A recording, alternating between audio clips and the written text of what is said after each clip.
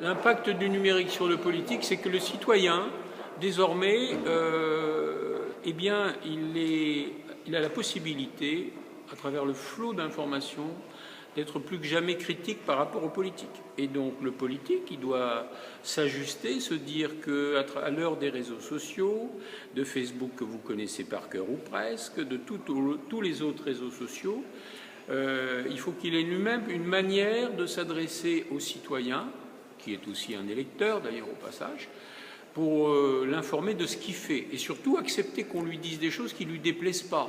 Mais peut-être qu'il va les apprendre grâce au numérique, alors même qu'autrement on ne lui aurait pas dit. Donc je pense que c'est un outil considérable au cœur de notre vivre ensemble, de la démocratie, pour que eh bien, il fasse mieux son travail et que le citoyen soit plus averti de ce qu'il fait.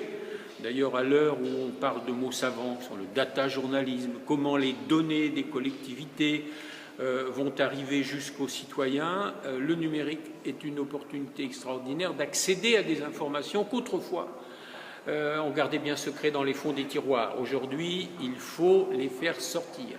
Et elles entrent dans le regard du citoyen à travers les petites boîtes. Donc là aussi, il va être remis en question. C'est l'heure de la transparence. Peut-être un peu trop des fois d'ailleurs, mais la transparence est une manière aussi d'exiger du politique qu'il dise des choses qu'il ne disait pas et qu'il gardait pour lui. En tout cas, c'est une formidable occasion, opportunité, chance pour ceux qui ne s'expriment pas, qui ont du mal à le faire, de pouvoir le faire. Et je pense qu'à l'époque où les uns et les autres, et en particulier votre génération, vous promenez avec des petits fils qui pendent à vos oreilles et qui vont vers des petits outils qu'on appelle des smartphones, à moins que ce ne soit des tablettes, c'est une occasion, car vous avez le maniement facile de tous ces outils, c'est une occasion d'apprendre des choses qu'autrement vous auriez beaucoup plus de difficultés à apprendre. On le dit souvent, moi j'étais journaliste sur le papier, aujourd'hui je suis sur la toile, sur le numérique, bien. Et je me rends compte que l'accès est quand même relativement plus aisé qu'il ne l'était naguère sur le papier. En tout cas, les usages ont changé, les habitudes changent. Et donc là, il y a une vraie occasion qui s'offre, en effet, à ceux qui n'auraient pas osé, peut-être pas osé ouvrir un livre, ce que je regrette fortement, mais de le lire peut-être sur la toile aujourd'hui. Et donc c'est une autre manière d'accéder à la connaissance, au savoir. Et donc, ça participe d'une meilleure occasion, meilleure chance qui est offerte de s'intégrer, d'être au courant de ce qui se passe dans la proximité, des grands débats au cœur de l'école, de l'université, de la société. Donc d'être mieux à même de prendre part à ce qu'on appelle le vivre ensemble, à la démocratie, de donner son mot, d'avoir un avis éclairé. Donc je crois que c'est une vraie opportunité, une vraie chance qui s'offre, qu'il faut la saisir, que ça demande aussi qu'on soit préparé à le faire. Ce qui veut dire que c'est aussi au sein de l'école, du collège, du lycée, qu'il faut absolument faire ce travail d'appropriation des nouveaux outils, à travers la possibilité que les usages aussi vous offrent. Il l'a transformé dans la mesure où on est beaucoup plus qu'autrefois dans la rapidité, l'instantanéité. Ce qui ne veut pas dire qu'il ne faut pas prendre le temps de la réflexion. D'abord, pour faire le travail qu'on a à faire, aller à la rencontre des gens. Nous faisons un métier de rencontre. Alors, je vais dire le mot un peu savant, mais que j'adore et que je défends. Nous faisons un métier d'altérité. On va en direction des autres. On fait un métier où on pense qu'on sait tout parce qu'on est journaliste. Et moi, je dis, nous avons la chance d'apprendre avec l'autre.